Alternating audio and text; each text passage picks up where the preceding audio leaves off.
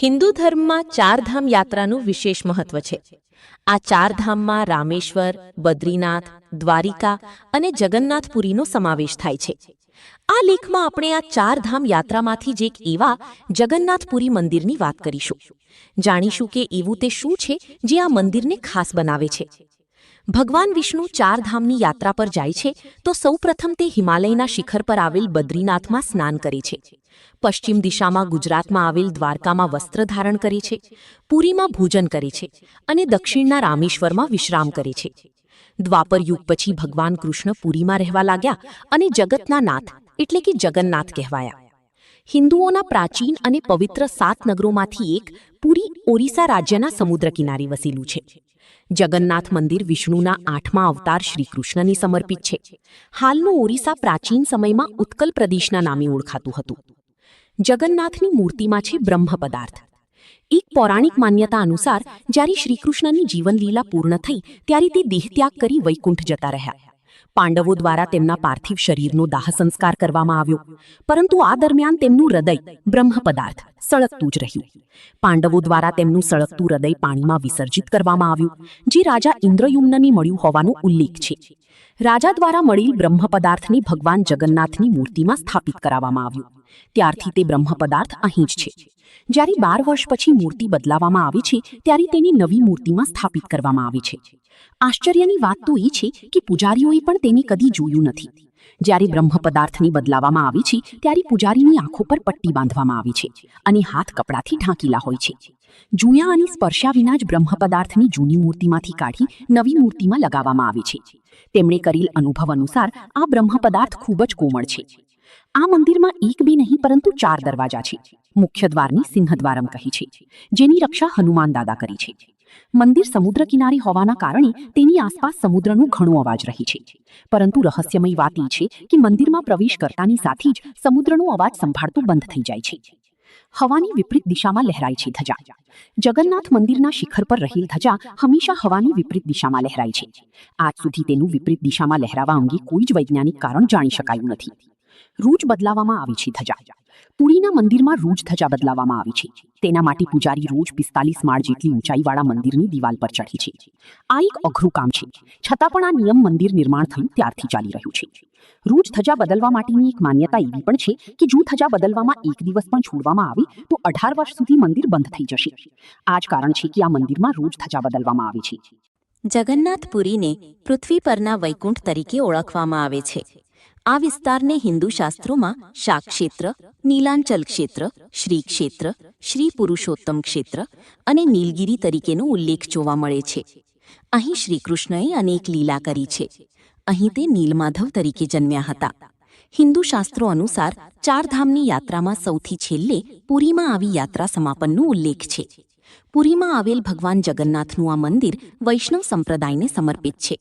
પુરી પણ દ્વારકાની જેમ સમુદ્ર કિનારે વસેલું છે. પુરાણો અનુસાર નીલગિરીમાં પુરુષોત્તમ હરિની પૂજા રામ તરીકે કરવામાં આવતી હતી. સૌથી પ્રાચીન એવા મત્સ્ય પુરાણમાં ઉલ્લેખ છે કે પુરુષોત્તમ ક્ષેત્રની દેવી વિમલા છે અને અહીં તેમની પૂજા કરવામાં આવે છે. રામાયણના ઉત્તરાખંડ અનુસાર શ્રીરામે રાવણના ભાઈ વિભીષણને પોતાના કુળદેવતા ભગવાન જગન્નાથની આરાધના કરવાનું કહ્યું હતું. આજે પણ પુરીના શ્રી મંદિરમાં વિભીષણ વંદનની પરંપરા યથાવત છે. તો સ્કંદ પુરાણમાં પુરીનું ભૌગોલિક વર્ણન જોવા મળે છે. તે અનુસાર પુરી એક દક્ષિણામુખી શંખ જેવું છે અને તે 5 કોશ એટલે કે 16 કિલોમીટરના વિસ્તારમાં ફેલાયેલું છે. એવું કહેવામાં આવે છે કે અંદાજે પુરીનો 2 કોશ જેટલો વિસ્તાર બંગાળની ખાડીમાં ડૂબી ગયો છે. તેમાં કરવામાં આવેલ ઉલ્લેખ અનુસાર સમુદ્રની સોનેરી રેત પુરીનું ઉદર છે, જેને મહુદધીનું પવિત્ર જળ ધોવે છે. મસ્તક સમાન પશ્ચિમ દિશાનું રક્ષણ મહાદેવ કરે છે. શંખના બીજા ભાગમાં શિવ બ્રહ્મ કપાલ મોચન રૂપે બિરાજેલા છે.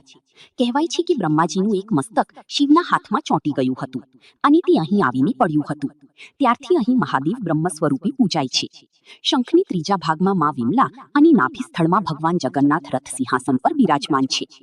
આ મંદિરનો સૌપ્રથમ ઉલ્લેખ મહાભારતના વનપર્વમાં જોવા મળે છે. તે અનુસાર સૌથી પહેલા સબર આદિવાસી વિશ્વવસુએ નીલમાધવના રૂપમાં તેમની પૂજા કરી હતી. રાજા ઇન્દ્રવ્યુમના માલવાના રાજા હતા. એક રાતે તેમને ભગવાન વિષ્ણુએ સ્વપ્નમાં દર્શન આપ્યા અને કહ્યું કે નીલાંચલ પર્વતની એક ગુફામાં મારી એક મૂર્તિ છે. તેને નીલમાધવ કહે છે. ભગવાને રાજાને ત્યાં એક મંદિર બનાવી પોતાની મૂર્તિ સ્થાપિત કરવાનું કહ્યું.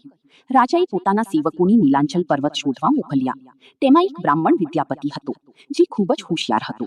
તેણે સાંભળ્યું હતું કે સબર જાતિના લોકો નીલમાધવની પૂજા કરે છે. તે જાણતો હતો કે સબર જાતિનો મુખિયા વિશ્વવસુ નીલમાધવનો ઉપાસક છે અને તેણે જ મૂર્તિ ગુફામાં છુપાવી છે. મૂર્તિ સુધી પહોંચવા માટે બ્રાહ્મણ વિદ્યાપતિએ વિશ્વવસુની દીકરી સાથે લગ્ન કરી લીધા. લગ્ન બાદ પત્નીના કારણે તે નીલમાધવની ગુફા સુધી પહોંચવામાં સફળ થયો. તેણે મૂર્તિ ચોરી રાજાને આપી દીધી. વિશ્વવસુ પોતાના આરાધ્ય દેવની મૂર્તિ ચોરી થવાથી ખૂબ જ દુઃખી થયો. પોતાના ભક્તને આમ દુઃખી જોઈ ભગવાન પણ દુઃખી થયા અને તે ગુફામાં પાછા આવી ગયા. પરંતુ સાથે જ રાજાને વચન આપ્યું કે તે એક દિવસ ચોક્કસ પાછા આવશે. શરત એ છે કે રાજા તેમના માટે એક વિશાળ મંદિરનું નિર્માણ કરાવે. ભગવાનના કહ્યા મુજબ રાજાએ મંદિર બનાવ્યું અને ભગવાન વિષ્ણુને મંદિરમાં બિરાજવા કહ્યું. ત્યારે ભગવાને રાજાને કહ્યું કે દ્વારકાથી તરીને આવી રહેલ લાકડાના ટુકડામાંથી મારી મૂર્તિ બનાવી મંદિરમાં મને સ્થાપિત કરવામાં આવે.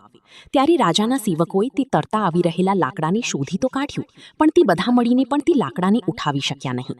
ત્યારે રાજાને ભાન થતાં તે નીલમાધવના પરમ ભક્ત અને સબર જાતિના વિશ્વવસુની મદદ લે છે અને આ રીતે સમુદ્રમાંથી મળેલ લાકડામાંથી ભગવાનની મૂર્તિ બનાવવાનું કાર્ય શરૂ થાય છે.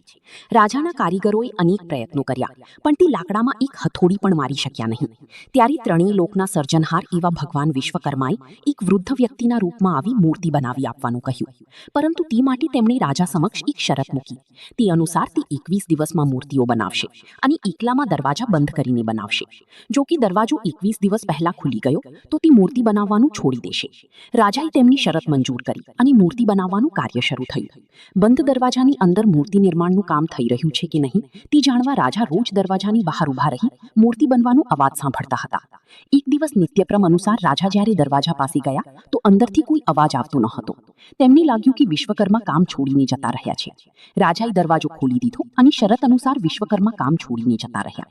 તે જ કારણ છે કે ભગવાન જગન્નાથ, બલભદ્ર અને સુભદ્રાની મૂર્તિઓ અધૂરી રહી ગઈ. ભગવાન નીલમાધવ અને તેમના ભાઈના નાના નાના હાથ બનેલા હતા અને પગ બાકી હતા, જ્યારે બહેન સુભદ્રાના હાથ અને પગ બંને બાકી હતા. ત્યારે રાજાએ ઈશ્વર ઈચ્છા માનીને આ અધૂરી મૂર્તિઓનું જ મંદિરમાં સ્થાપન કર્યું, જે આજે પણ આપણે તેને અધૂરી જોઈ શકાય છે. આ મંદિરમાં જગતના નાથ એવા જગન્નાથ પોતાના મોટા ભાઈ બલભદ્ર અને બહેન સુભદ્રા સાથે બિરાજમાન છે. આમ તો મંદિરમાં ધાતુ કે પાષાણની મૂર્તિઓ જોવા મળે છે, પરંતુ અહીં રહેલ ત્રણેય દેવોની મૂર્તિઓ કાષ્ઠ, લાકડાની બનેલી છે. દર 12 વર્ષે મંદિરમાં રહેલ મૂર્તિ બદલવાનું શાસ્ત્રોમાં ઉલ્લેખ છે. પવિત્ર વૃક્ષના લાકડામાંથી ફરી મૂર્તિઓ બનાવી ખૂબ જ મોટા ઉત્સવના આયોજનની સાથે ફરીથી મૂર્તિઓની પ્રતિષ્ઠા કરવામાં આવે છે. વેદોમાં જોવા મળતા ઉલ્લેખ અનુસાર ભગવાન બળભદ્ર ઋગ્વેદ સ્વરૂપે છે, શ્રીહરિ નૃસિંહ સામદેવ સ્વરૂપે અને બહેન સુભદ્રા અર્થવેદ સ્વરૂપે છે. જ્યારે ભગવાનના સુદર્શન ચક્રને અથર્વવેદનું સ્વરૂપ માનવામાં આવે છે.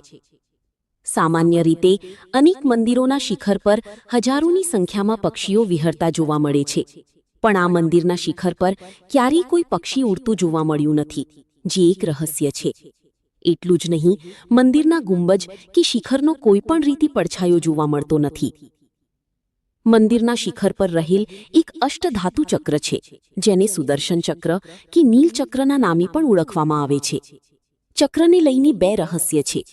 1 ટનના વજનના આ ચક્રને તે સમયના કારીગરોએ કોઈપણ પ્રકારની આધુનિક ટેકનિક વગર શિખર પર કેવી રીતે સ્થાપિત કર્યું હશે. બીજી એ કે આ ચક્રની ડિઝાઇન એવી રીતે બનાવવામાં આવી હતી કે કોઈ પણ દિશાથી જોતા આ ચક્ર તમને તમારી સામે જ હોવાનું લાગે. પુરીમાં આપવામાં આવતા પ્રસાદને મહાપ્રસાદ કહેવામાં આવે છે. આ મહાપ્રસાદને 500 રસોઈયા 300 મદદનીશ સાથે મળીને બનાવે છે. અહીં અંદાજે 20 લાખ ભક્તો ભોજન કરી શકે છે. કહેવાય છે કે ભક્તોની ગમે તેટલી સંખ્યા વધી જાય પણ પુરીમાં ક્યારેય પ્રસાદ ખૂટતો નથી. તેને બનાવવામાં એક ખાસ રીતનો ઉપયોગ કરવામાં આવે છે. આ પ્રસાદની ખાસિયત એ છે કે તેને માટીના વાસણમાં જ બનાવવામાં આવે છે.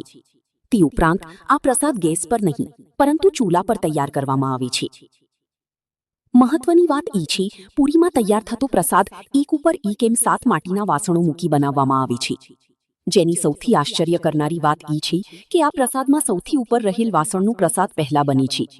ત્યાર પછી તેની નીચેના વાસણનું ભોજન અને છેલ્લી ચૂલા પર રહેલા વાસણનું ભોજન બની છે.